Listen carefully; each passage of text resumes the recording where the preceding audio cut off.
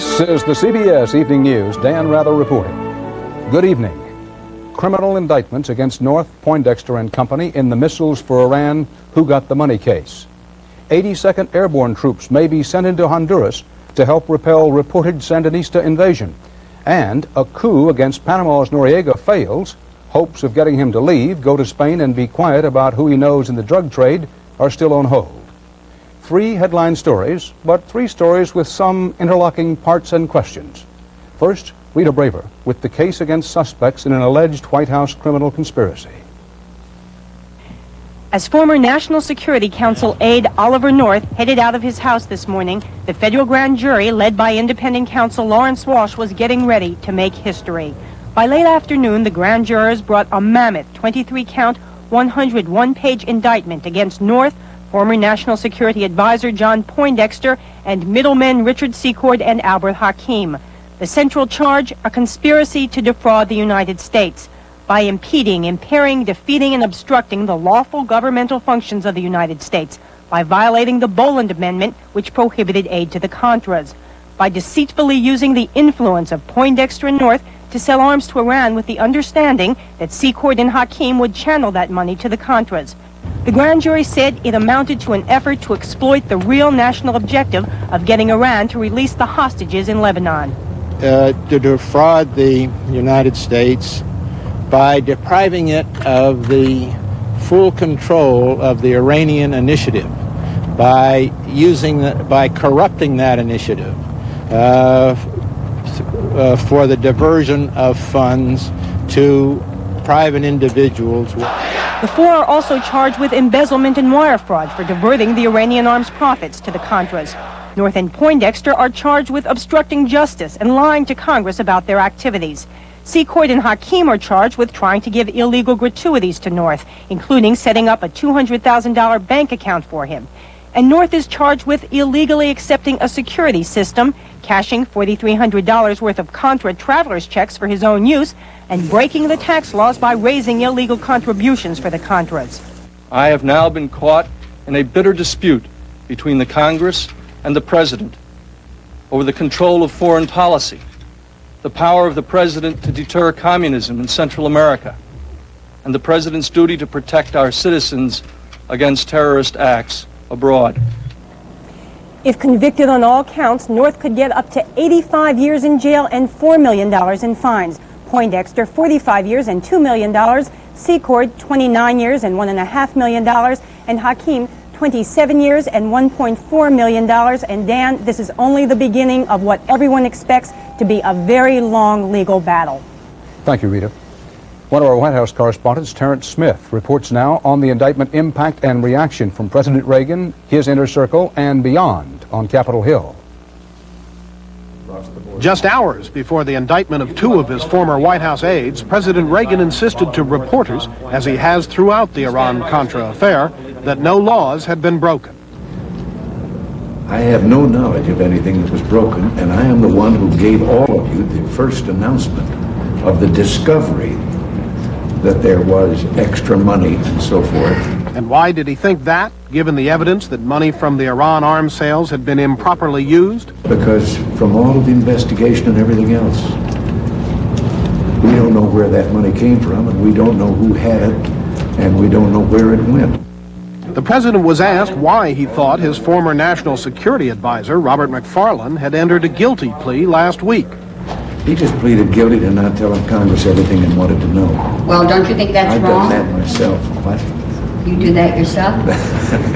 No. Now, don't distort that. No. I just mean... What did you mean, sir? So we understand what you mean. Well, I just think that Congress would like to be asking questions about almost anything. On Capitol Hill, Democrats said the indictments only raised more questions.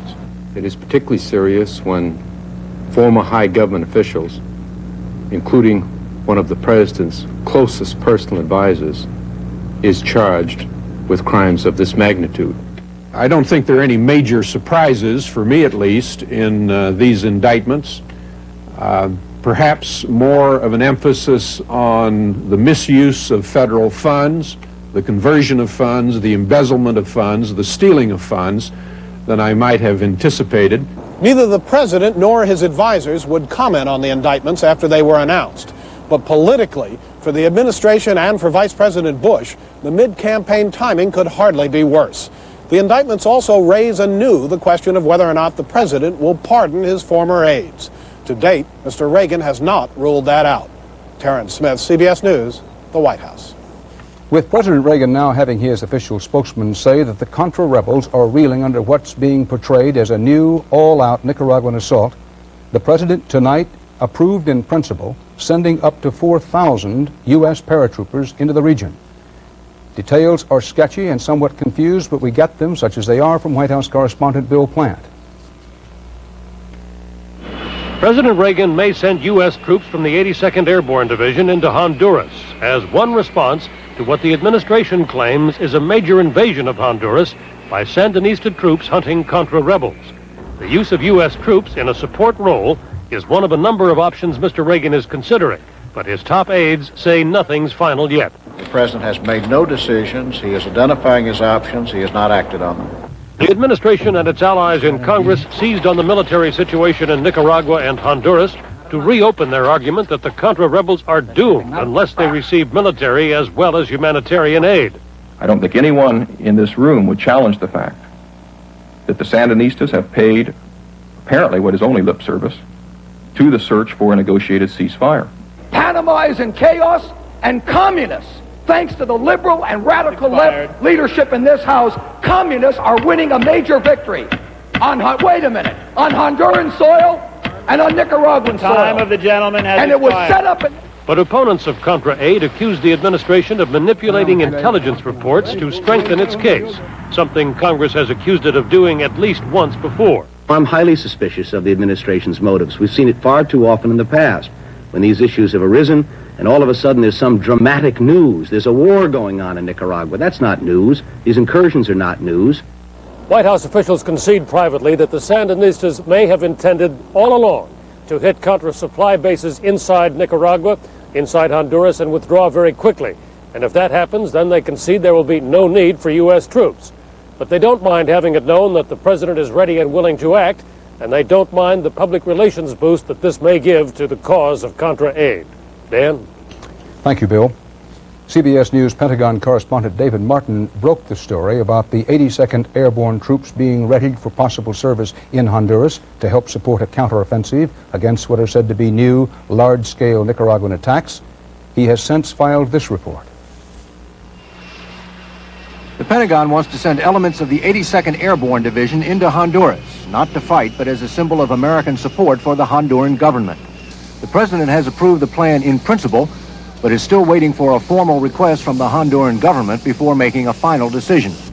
U.S. officials say the American troops would stay well away from combat in the border area, where an estimated 1,500 Sandinista troops reportedly have crossed into Honduras, complete with artillery and helicopter gunships. The Sandinistas' primary objective appears to be to destroy resistance supplies, which are stockpiled in this area. These supplies represent a large portion of the military equipment remaining in the hands of the resistance. The U.S. is counting on the Honduran Air Force to blunt the Sandinista drive by conducting airstrikes against base camps on the Nicaraguan side of the border. But U.S. officials sound as if it already may be too late.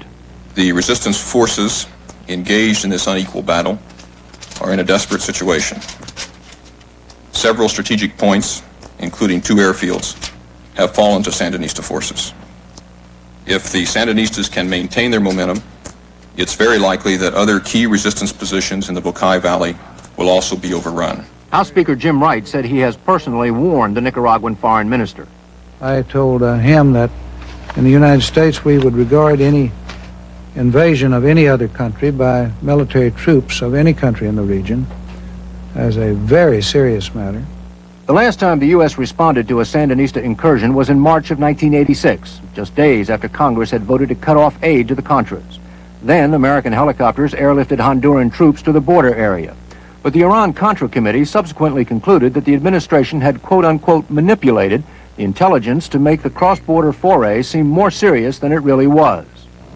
Officials insist that this time they are not exaggerating, but any action the administration takes is bound to be controversial. Dan? David Martin of the Pentagon, thank you. From inside Nicaragua this evening, denials that its Soviet-supplied troops have crossed into Honduras and charges that President Reagan is waging a war of disinformation. Correspondent Richard Schlesinger reports from Managua. The message from Managua was fired back to the White House personally this afternoon by Nicaraguan President Daniel Ortega, who insisted there has been no invasion of Honduras. This operation is part of the defense of the nation, of our territorial integrity. In his nationally broadcast speech, Ortega warned of a possible U.S. invasion of Nicaragua.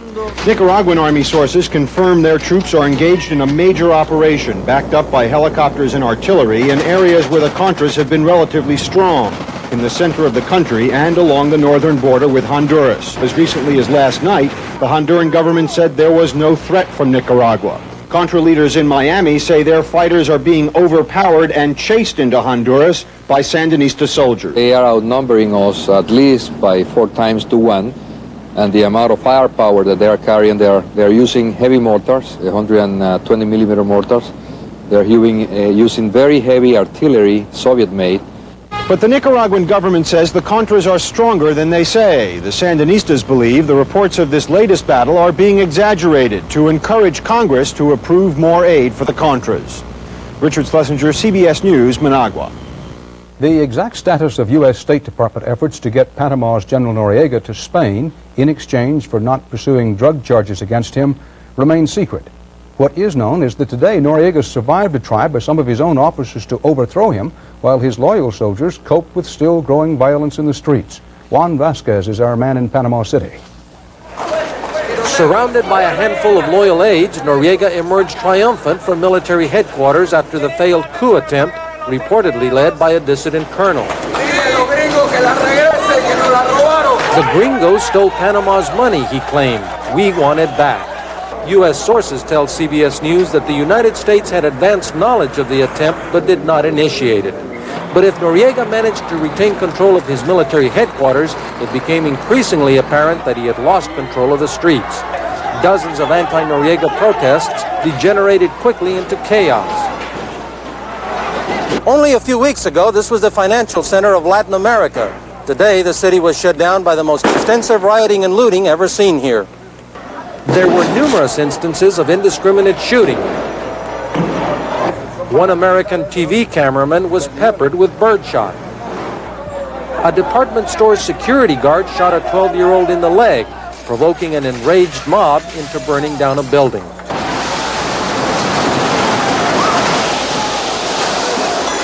Looters had a field day as the 2-week-old bank closings left people without food or money. Any money. I want Noriega go home. Yankee no go home. Yankee is good people. Until today, the Panamanian Defense Forces had moved quickly to put down disturbances, but reports of continuing unrest at military headquarters kept troops busy. The result was panic that spread as paramilitary forces battled looters for control of the streets. Combat troops moved in this afternoon. They were backed by water cannons to scatter the protesters, who set dozens of bonfires. What began as a political protest has now become a general insurrection. As Noriega hangs on to power, the people of Panama wonder if they can survive what they hope are the last days of his tottering regime.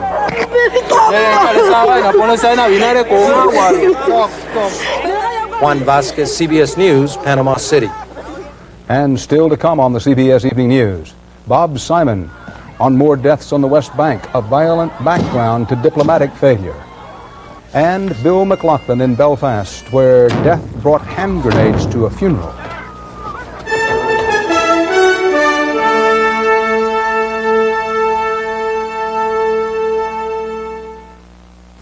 I never know how many people are going to show up for dinner. Another 7 people for stovetop.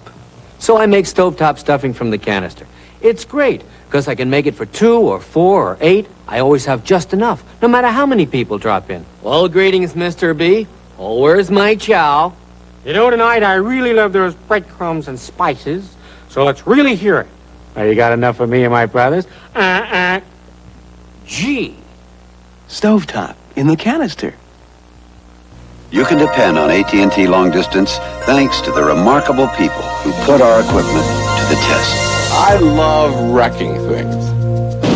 This is a special laboratory. Here we create disasters. One disaster right after another. Why do we do all this? Once we understand how these things can destroy long-distance service, we can build equipment that'll stand up to it. We're reaching further to bring your world closer. Yeah, the storm's over. AT&T, the right choice. A little exercise never hurts, and neither does eating right, especially when it's Sunsweet pitted prunes with yogurt. Rounder, plumper Sunsweet. So good tasting, and so good for you. How long does a John Deere last? How long does a John Deere last? How long does a John Deere last? Well, that's a good question.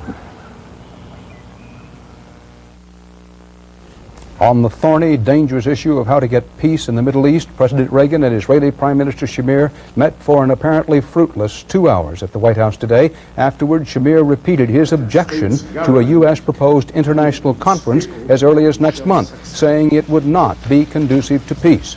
President Reagan said the U.S., and I quote, will not slice apart and will not abandon its new peace plan, and he warned of a sense of urgency. At the heart of the peace plan is the future of Israel's occupied territories. Despite even tougher Israeli measures, there were more explosive protests today and 4 more Palestinian dead. Bob Simon has more about it. You never know where it will happen from day to day. All you know is that it will happen somewhere. Today it was the West Bank town of Tulkarm, a quiet market town usually. This is where the people died. This is where the drama was played out with the passion and predictability of an old and tired tragedy. Death turns into a funeral. Mourning becomes militant, a demonstration, then a battle, then casualties and captives. The players and the audience know their roles, and no one is leaving this theater. For the Israelis, it concludes with a clampdown. For Palestinians, the scene shifts to the hospitals. Israeli settlers were targeted by Palestinians today. Windshields were smashed, heads bloodied, and Israeli soldiers were in trouble.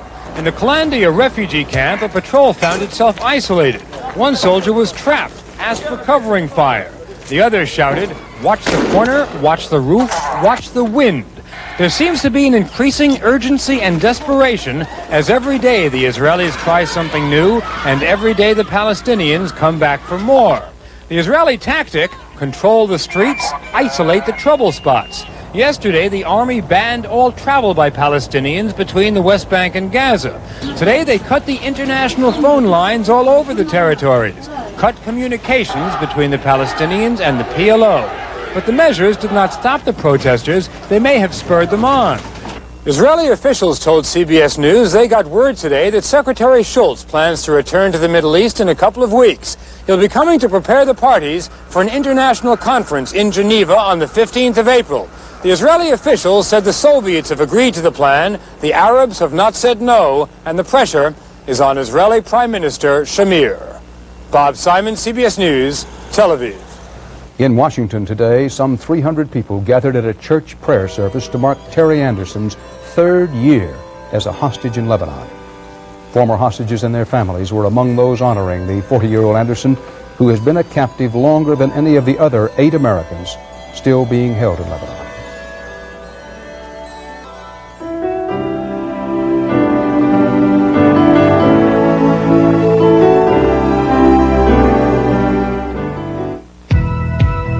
It's a pathway that leads from here to tomorrow, from sea to shining sea. The great American road belongs to Buick. Whoa, it's a feeling of smoothness, a power and grace. The road up ahead in command. Yeah, the great American road belongs to Buick. I've written a sort of educational graffiti with Old English oil. It moisturizes to help prevent drying and cracking. Brings out wood's natural beauty in the glorious manner that befits my glorious manner. Old English helps prevent drying and cracking. What's this? Those are the brakes? I can go fast. Yeah, but careful. When someone cares, you trust them. Why are you doing that? So it fits you just right. When you feel special, that's trust. I'll bet you're so understand. At Allied Van Lines, people make the difference. Each one takes pride in being the one America trusts. You like putting things together? I like doing this for you. Me too. To stack up the Total's vitamin nutrition, it takes almost 3 bowls of Special K. I'll have shredded wheat. 12 bowls. Separate checks, please. Total has 100% of 9 vitamins and iron and is rich in calcium. That's a stack of nutrition. In just one bowl. 10,000 mourners gathered in Belfast today for an IRA funeral service. Silence reigned until a gunman, still unidentified, opened fire, killing 3, wounding more than 50. Bill McLaughlin was there. The burial procession for the 3 IRA members gunned down in Gibraltar 10 days ago by elite British commandos was well organized, dignified, tightly controlled by Sinn Féin, political wing of the IRA. Thousands came to pay their respects. There are strong feelings here that the IRA activists, who were all unarmed when killed, had simply been murdered by the British. The crowd was hushed as the coffins were lowered into the graves. Then, tragedy. Explosions filled the air. Panicked mourners threw themselves to the ground, not knowing where the attack was coming from. Then the gunman was spotted, throwing grenades. Some mourners, mostly teenage boys, went after him, but he continued to throw grenades and fire his pistol as he retreated down the hill. He was finally caught and beaten before being given to the police. Funeral limousines and taxis became emergency ambulances to evacuate 3 murdered mourners and scores of wounded. The Sinn Féin organizers tried to conclude the service. Sinn Féin President Jerry Adams appealed for calm. Can people please stay calm? Can people stay with the old? He said there would be no counterattacks, no reprisals. But tonight, in the tough streets of Belfast, where more political funerals are planned for later this week, revenge appeared to be more in the air than forgiveness. Bill McLaughlin, CBS News, Belfast. Authorities in Bradbury, California today said 2 gunmen shot and killed auto speed king Mickey Thompson and his wife on the lawn of the Thompson home in a high-security, gate-protected area. Officials said the killers then fled on bicycles. A lawman called the killings a double homicide and assassination. The 59-year-old Thompson set almost 500 auto speed and endurance records in the 1950s. Police had no motive for the shooting.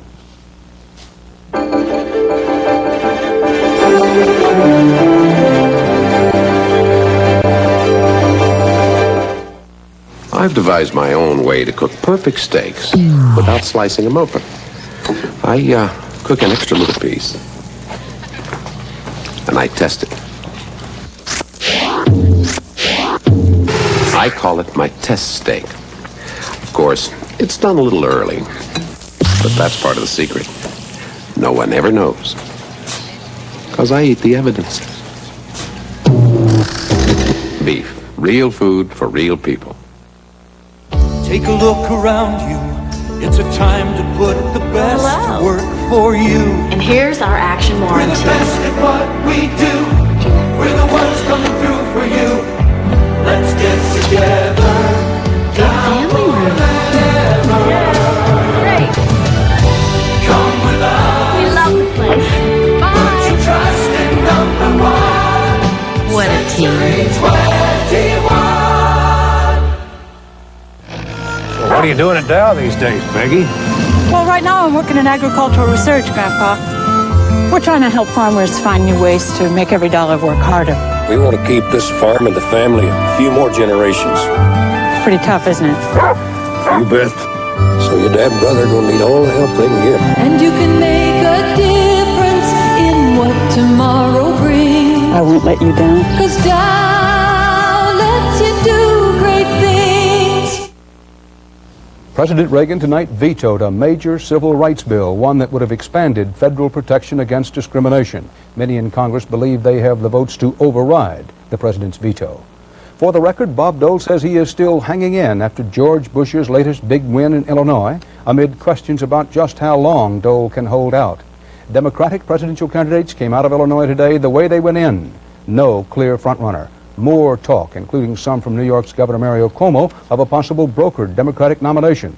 Our chief political correspondent, Bruce Morton, reports on the aftermath of the night of the Illinois favorite sons, Paul Simon and Jesse Jackson, and Michael Dukakis, who hoped to be clear out front after Illinois, but finished there a limping third. Michael Dukakis has the most delegates, according to our CBS News count, which includes unelected superdelegates, members of Congress and such, who've announced for a candidate. But Dukakis did poorly here. Working-class Democrats, blue-collar Democrats are not turning out for Dukakis, and that's troubling to people in the party like myself who are superdelegates and concerned about electability. You know, we're overcoming tremendous historical barriers of culture and habit. But Jackson got 7% of the white voters here, and the campaign moves now to states where blacks are less numerous than in Illinois. So Paul Simon may be right.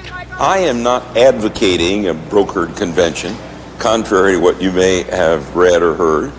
I am simply saying that is where we're headed. And no one is going to be that first ballot nominee. In fact, to win a first ballot nomination, frontrunner Dukakis would have to win 68% of all the delegates still to be chosen. Jesse Jackson 70%, Albert Gore 75%, Simon or Dick Gephardt 84%. It's a tall order. What happens if no one wins? A lot of meetings like the one between Jackson and Gore today to talk about the ticket and the party. I think you're going to find in November the most strongly unified Democratic Party that we have had in a long, long time. But the word for today is muddle. Message will emerge from this madness, one veteran Democrat said hopefully, but I have absolutely no idea when. Bruce Morton, CBS News, Chicago. And that's the CBS Evening News. Dan Rather. See you tomorrow. Good night. We know what it's like to go shopping. You have to find the right fit, style, and color. And when you find all that, you feel great. Well, there's one more thing that matters. Made in the USA. The Made in the USA label. Because when you find that, you feel even better. It's a great feeling. Look for the Made in the USA label in apparel and home fashions because it matters. Made in the USA. We know how. We know how you love shrimp. A great deal of shrimp. Oh, what a deal. Even kids love shrimp. Shrimp, shrimp, shrimp, shrimp, shrimp, shrimp, shrimp, shrimp. Not to mention shrimp. We know how you love shrimp. The Red Lobster Shrimp Festival. Try the shrimp and crab leg feast, just $10.95 on Fridays and Saturdays only. When your coffee's smooth and easy, like Sunday morning, and it tastes your way, it's necessarily Nescafe. Great coffee blends to taste the way. That's necessarily Nescafe. You probably can't name the first name in copiers, but for meeting the needs of every size business relies on the most popular copiers in America. From personal to high-performance copiers, the choice is Canon.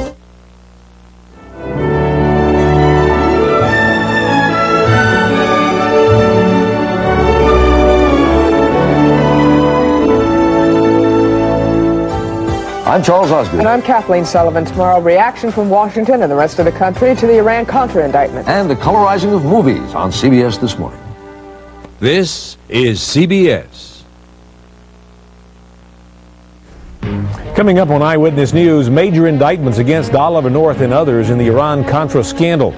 And Nashville is the focus for a national AIDS discussion as the President's Commission opens its hearings here.